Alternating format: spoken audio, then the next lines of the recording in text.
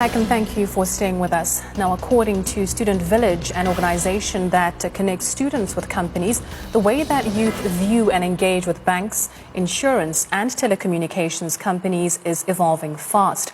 In their finances, they seek multi-branded convenience, are acutely aware of their finances and places of credit in their lives, while social media presents accounts for a lot.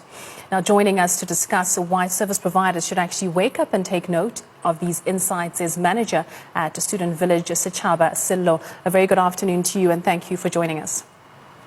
Afternoon. Thanks for having me.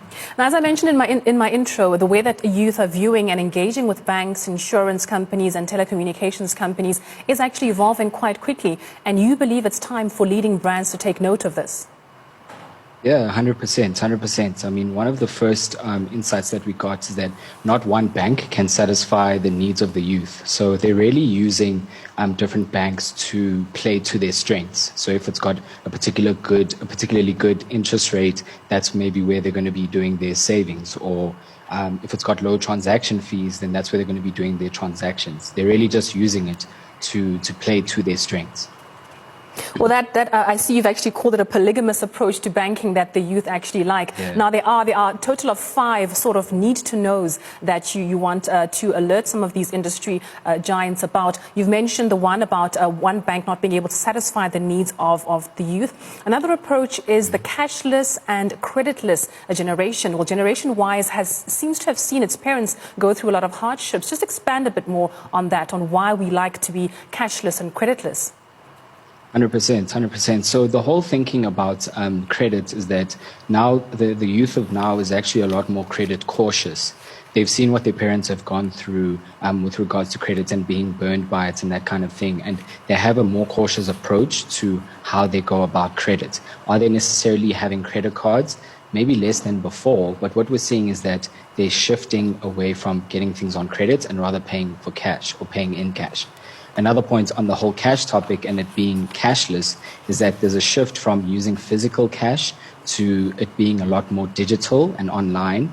And also what we foresee is a shift to cryptocurrency. So that general shift as the youth become more and more comfortable with that kind of spending. And it seems like the older generation actually is a bit wary of shopping online because of all the scams and cyber criminals that are active in those spaces. But young people don't seem to mind. Are they very aware of their security when they're in the cyberspace? 100%. I mean, in 2019, we did a student spending research where we found out the spending habits of the youth.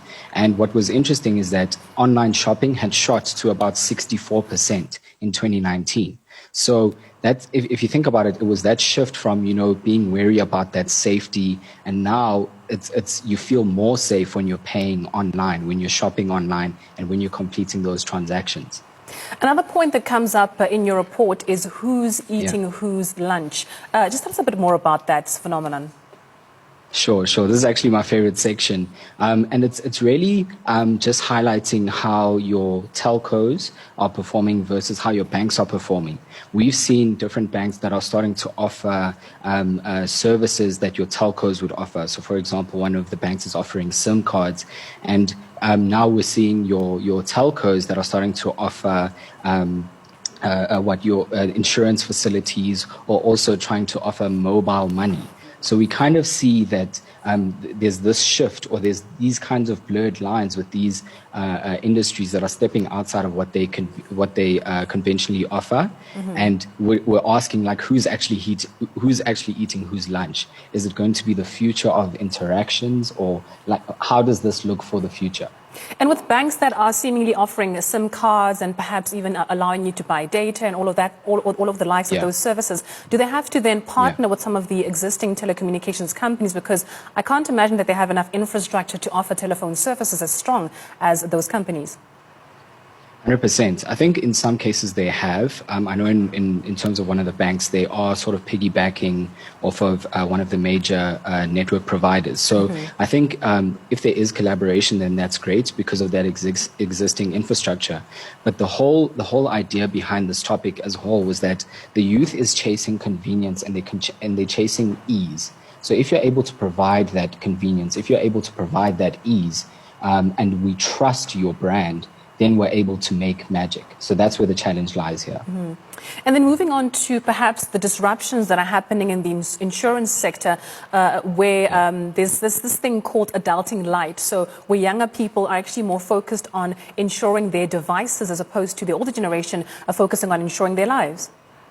100%. We found that, and also in our focus groups, we found that, in the different stages of a youth's life, that's where the focus will lie. So when you're younger, you're only thinking of ensuring your devices and things that are around you. And then as you get older, that's when you accumulate things that are of more value. And then you'll start thinking of ensuring those things. Where we come with the whole thing of disruption in the insurance sector is that startup insurances it feels like they get to the youth a bit more. They've got a new type of thinking, a new kind of approach, and a fresh kind of thinking that can make the whole process of insuring your devices and belongings a lot more seamless. And when it comes to devices as well, what do youth sort of tend to go more for? Is it more of whatever device is trending at that moment? Does it have to do with how it looks, the aesthetics of the device? Or is it even down to the features, how fast it is, how many apps the device can actually handle? Got you. We didn't really go into that much detail in terms of devices as a whole, but the main theme that came around is the chase for convenience and ease. We did ask the question around, look, would you prefer to get something that is, would you prefer to buy it cash or get it on contract? And tying in with the whole thing of credit and that sort of thing, the youth isn't really as big on getting on contract because they feel as if, because I don't necessarily have a job or a full 9 to 5, then I won't be able to meet those requirements or that responsibility. So let me save or let me get as much cash as I can so that I'll be able to buy that device and then be able to take it from there. Also, let's talk about the idea that Twitter seems to get things done. Now, traditionally, if you've got problems with perhaps your network service provider or your internet service provider or a bank, you've got to call them and hold the line until pretty much your data runs out or your airtime runs out. If you go to the bank or the branch specifically in person, you're going to be in queues and being tossed from one person to another. But young people seem to prefer to just tag the bank on Twitter. 100%. I mean, we spoke about convenience and ease. And what we've seen is that in order to log your disputes or if you're feeling some type of way about a particular brand, then you just go online, tag the particular brand, and then let them know what it is that you're experiencing. In the focus groups, what was interesting is that someone said, it gets ish done quicker than having to step into those lines or going into the branches because someone's going to respond almost immediately and then resolve your issue via DM. So it's that convenience and ease that is being sought after. And I mean, you've mentioned some of the insights that you've been able to garner from these focus groups. Would you then say, having looked at the information you've gathered overall, are banks and insurance companies and telecommunications companies seemingly evolving fast enough to keep up with Generation Y's?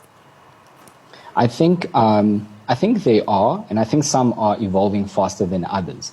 And I think we're in that time where we have to rapidly evolve, we have to keep up, and also we need to, or the brands need to absolutely get it right, because there's so many things that are available, there's so many ways of communicating, and if you're able to tap into or communicate correctly with the youth, that's how your brand can move from one level to the next and as rapidly as life is evolving right now.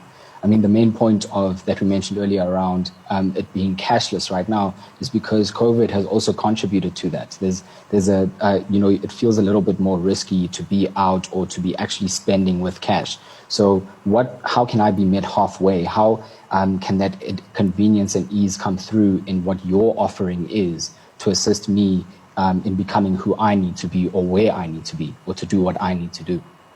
And as Student Village, you actually connect students with potential employers, or so what employment opportunities would you say are still available for young people, especially post-coronavirus?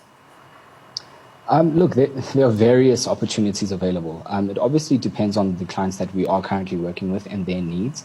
But I think that to tie it all in together, there are so many different ways of connecting. There's so many ways via social media. There's things like LinkedIn, Twitter, Instagram. There's so many different ways of interacting and getting in touch with the opportunities that are available alongside our offering as well as Student Village.